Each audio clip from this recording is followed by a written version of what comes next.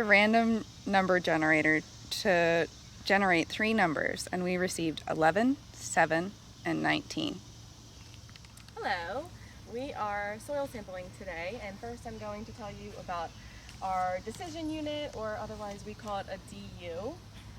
So basically the way that we set it up is we have a bunch of flags, and we take 1 foot, and all the flags are 2 feet apart, and then I would go down and put the flag. And then I would continue that for the next group of flags, and I would put the flag.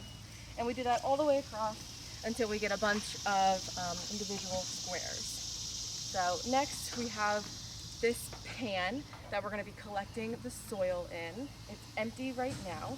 I'm going to label it beforehand, and I'm going to label it with the, I'll show it to you after, site would be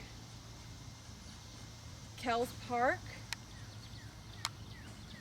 DU, or decision unit, would be 1, and the sample location is 1. I think Sharpie started running out. Yep. All right, so now that we have the pan, we can start sampling. Okay, so our 3 sites were 11, 7, and 19. And so we basically want to do 5 across, 5 by 6 in order to get 30 different spots in this one box. So 5, 6, 7, 8, 9, 10, and 11 would be right around here, and 7 would be right around here, and 19 will be right around here. And so what we want to do is we want to take our shovel and stick it into the ground about 2 inches deep and get some soil up. We want to try to avoid any grass or leaves in the sample, and then we will put it into our tray. And then we will do that in the same 3 spots for all of our units.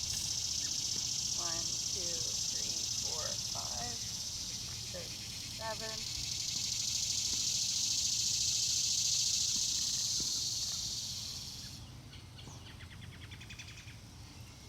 Oh, well, we won't use this one. Okay, and 8, 9, 10, and 11.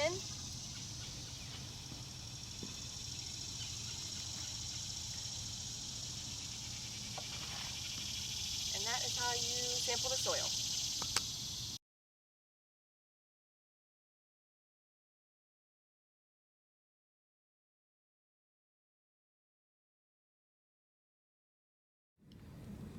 Anytime that we're doing sampling, it's very important to be able to identify where the samples are coming from.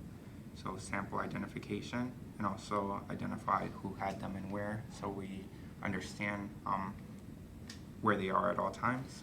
So it's always important to relinquished, so who had it, who received it, the date, time, as well as identify all your samples, the date that they were taken, the time, the identified sample concentration, the type of sample, and if it's preservable, as well as any additional comments. And if you have